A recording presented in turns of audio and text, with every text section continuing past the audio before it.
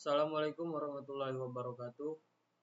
Saya Insan Noval dengan NIM 230705037. Jadi di sini saya ingin membuat video yang dari mana di situ adalah tugas dari MK Arsitektur dan Organisasi Komputer.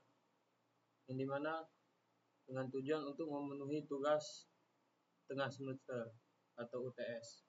Langsung saja ke penjelasannya.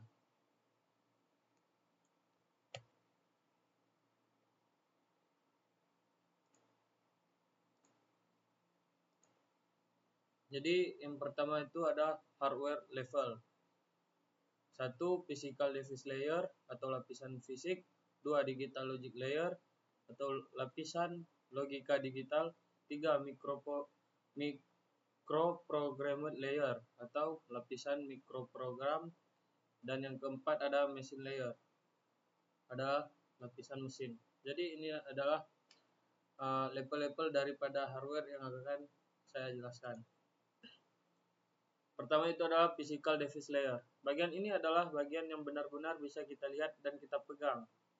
Itu yang tampak seperti benda-benda yang ada di gambar ini. Pertama itu adalah CPU atau prosesor, RAM, hard disk, kemudian keyboard dan mouse, dan printer, speaker. Ibarat jika pada komputer itu manusia, komponen-komponen yang di atas adalah organ-organ tubuh seperti tangan, rambut, mata, kaki, dan lain-lain. Nah, selanjutnya ada digital logic layer. Di lapisan ini, komponen seperti CPU berisi gerbang logika digital.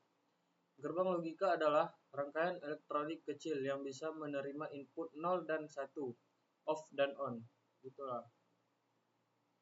Dan menghasilkan output sesuai aturan logika. Berarti itu seperti bilangan biner 0101. N, aktif jika kedua input aktif. OR, aktif jika salah satu input aktif. NOT, membalikkan nilai input. Kalau kita menyalakan komputer, tombol power akan memberi sinyal 1 ke gerbang logika. Lalu teruskan ke sirkuit lain untuk menyalakan komponen lain. Nah, di sini ada microprogrammed layer. Lapisan ini merupakan sekumpulan instruksi kecil yang mengatur kerja CPU secara detail. Jadi, misal kita beri perintah ADD 23, perintah ini akan dipecah menjadi sekumpulan instruksi-instruksi kecil. Hanya ambil data 2 dari memori, ambil data 3 dari memori, kirim ke ALU, jalankan operasi tambah, simpan hasil ke register. Saat prosesor Intel generasi lama menggunakan microcode untuk menentukan bagaimana instruksi MOV atau memindahkan data dijalankan di dalam chip Kinteh. Machine layer. Ini adalah lapisan di mana komputer hanya mengenali bahasa atau kode mesin. Kode mesin itu adalah perintah-perintah berupa angka biner 0 dan 1 yang dipahami langsung oleh CPU. Ibaratnya manusia hanya mengerti kode Morse. Nah, komputer hanya mengerti 0 dan 1. Jadi, bahasa di komputer itu dia hanya bisa membaca kode angka yang berupa 0 dan 1 saja. Kemudian software level. Di situ ada operating system layer, hardware, order software layer, application layer. Langsung saja ke penjelasannya. Yaitu yang pertama operating system layer. Sistem operasi adalah salah satu arsitektur sistem komputer yang menggambarkan bagaimana sistem operasi bekerja sebagai lapisan penghubung antara perangkat keras dan perangkat lunak aplikasi. Sistem operasi berfungsi sebagai penghubung antara hardware dan software. Contohnya Windows, Linux, macOS. OS mengatur proses memori file dan perangkat input dan output. Yang kedua itu ada hardware order software layer. Ini adalah lapisan sistem operasi yang berfungsi sebagai penyedia layanan sistem tingkat tinggi pada program, aplikasi, dan pengguna. Lapisan ini bertugas menangani proses yang lebih kompleks yang tidak langsung berhubungan dengan perangkat keras. Contohnya seperti database, manajemen sistem, compiler, game engine, dan yang lain-lain. Selanjutnya ada application layer.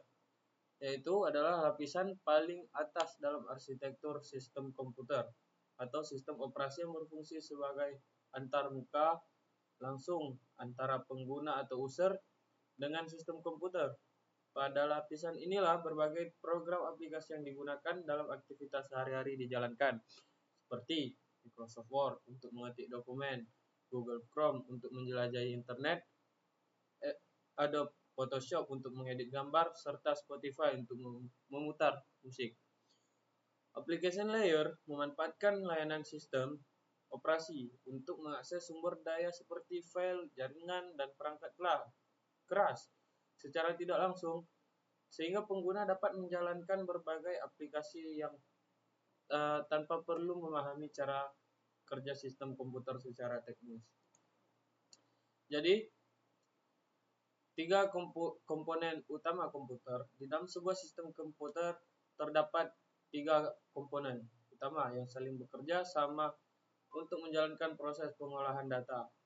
Ketiga komponen ini memiliki fungsi masing-masing, namun saling terhubung membentuk satu kesatuan sistem kerja komputer. Jadi, di sini ada input device, merupakan perangkat yang berfungsi untuk memasukkan data atau menginput data dan perintah dari pengguna ke dalam komputer. Data yang dimasukkan dapat berupa teks, gambar, suara, ataupun gerakan. Perangkat input sangat beragam. Beberapa contohnya yaitu di sini ada keyboard, mouse, joystick, scanner, dan masih banyak yang lain lagi. Processing unit atau CPU sering disebut sebagai otak komputer karena bertugas memproses semua data perintah-perintah yang diterima dari input device. Di dalam CPU terdapat tiga bagian yang penting yang masing-masing memiliki peran khusus. Itu yang pertama ada ALU, ada CU, dan ada register. CPU bekerja sangat cepat untuk memastikan setiap data yang masuk dapat diproses dengan akurat sebelum hasilnya ditampilkan. Kemudian setelah ada input device, ada yang namanya output. Perangkat ini berfungsi untuk menampilkan hasil pengolahan data dari komputer kepada pengguna dalam berbagai bentuk, bisa berupa teks, gambar, suara, maupun video. Contohnya monitor. Nah, seperti monitor ini yang dapat menampilkan gambar dan informasi secara visual yang dapat langsung kita lihat. Kemudian ada printer. Printer mencetak hasil pengolahan data ke kertas, seperti yang kita edit di dalam Microsoft Word, kita bisa ngeprintnya di situ melalui printer. Kemudian ada speaker. Speaker gunanya apa? Untuk menghasilkan suara atau musik yang lebih keras agar dapat kita dengar. Kemudian ada proyektor. Proyektor menampilkan gambar atau video ke layar besar. Jadi itu yang awalnya kecil hanya kita bisa lihat dari monitor, kita bisa sambung ke proyektor agar tampak gambarnya bisa lebih besar. Kemudian tiga komponen utama komputer. Komponen ini saling terhubung membentuk jalur kerja. Data dimasukkan melalui input device, diproses oleh CPU, lalu hasilnya ditampilkan melalui output device. Tanpa salah satu dari komponen ini, komputer tidak dapat berfungsi dengan baik. Selanjutnya, alur interkoneksi CPU dalam melakukan siklus fetch dan siklus eksekusi. Di dalam komputer, proses eksekusi sebuah program tidak terjadi secara langsung, melainkan melalui dua tahap utama yang disebut siklus fetch dan siklus eksekusi.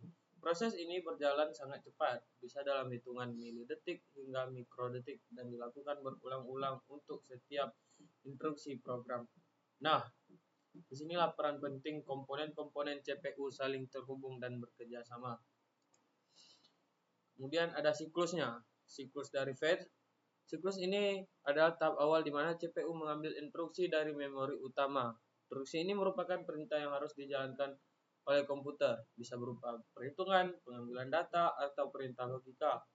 Yaitu yang pertama, program counter atau PC. Menunjukkan alamat akan berperan penting pada tahap ini. PC berisi alamat dari instruksi berikutnya yang harus diambil dari memori memori. Kemudian yang kedua ada CPU. CPU lalu mengambil instruksi dari alamat tersebut di RAM, dan instruksi itu disimpan di instruction register, yaitu tempat khusus untuk menyimpan instruksi sementara sebelum dieksekusi. Setelah itu, program counter akan otomatis diperbarui agar siap menunjuk ke alamat instruksi berikutnya. Jadi, intinya di siklus fetch ini, CPU hanya mengambil instruksi dari memori dan menyimpannya ke IR atau instruksi register tadi. Sementara PC siap-siap ke instruksi selanjutnya. Kemudian ada siklus eksekusi. Setelah instruksi berada di instruction register, tahap selanjutnya adalah yang pertama, control unit akan membaca dari instruksi dari IR. CU ini berperan sebagai pengendali jalannya proses. Kalau instruksi tersebut berupa perhitungan matematika atau logika atau operasi logika, ALU yang akan mengerjakannya, misalnya instruksi menjumlahkan dua angka atau membandingkan dua nilai. Hasil dari proses ini akan disimpan di register terlebih dahulu. Bisa juga langsung dikirim kembali ke memori jika diperlukan, atau bahkan langsung ditampilkan ke perangkat output seperti monitor atau speaker. Setelah instruksi selesai dieksekusi, program counter kembali diperbarui, siap untuk memulai siklus fetch berikutnya. Kemudian ada interkoneksi komponen CPU. Supaya proses fetch dan eksekusi ini bisa berjalan lancar, di dalam CPU terdapat sistem interkoneksi antar komponen ALU, CU, register, dan bus data. ALU melakukan operasi aritmatika dan logika, CU mengatur jalannya instruksi, register menyimpan data sementara, bus data menghubungkan komponen-komponen itu agar bisa bertukar data dengan cepat.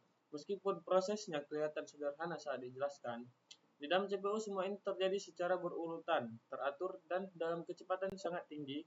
Dalam 1 detik, miliaran siklus fetch dan eksekusi bisa terjadi, tergantung dengan kecepatan prosesor yang digunakan.